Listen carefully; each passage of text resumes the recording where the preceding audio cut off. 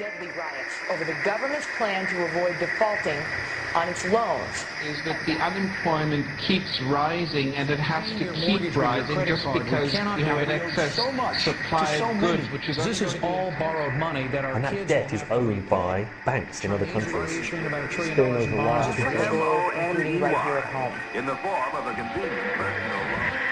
Filter cigarette that delivers the taste, and 45 malt liquor. Are you hot?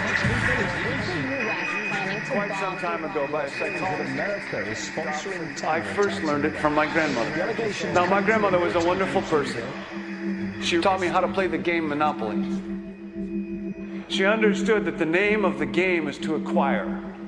She would accumulate everything she could, and eventually she became the master of the board. And then she would always say the same thing to me. She'd look at me and she'd say, "One day, you'll learn to play the game."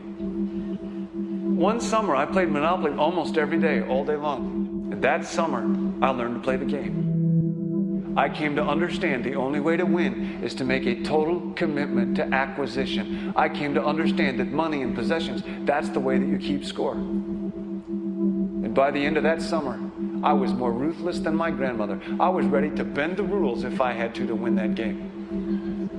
And I sat down with her to play that fall. I took everything she had. I watched her give her last dollar and quit in utter defeat. And then she had one more thing to teach me. Then she said, "Now it all goes back in the box." All those houses and hotels, all the railroads and utility companies, all that property and all that wonderful money. Now it all goes back in the box.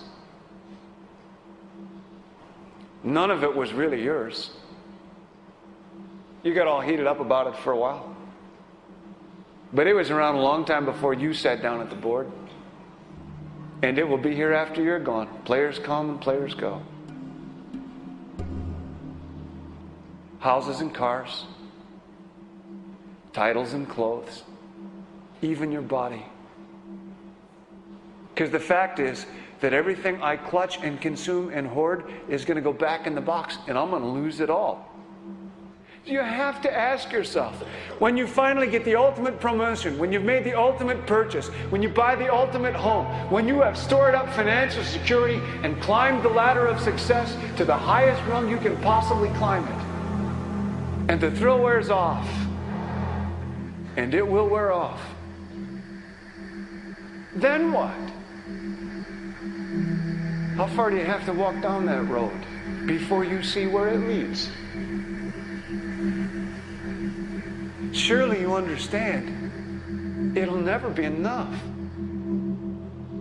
So you have to ask yourself the question, what matters?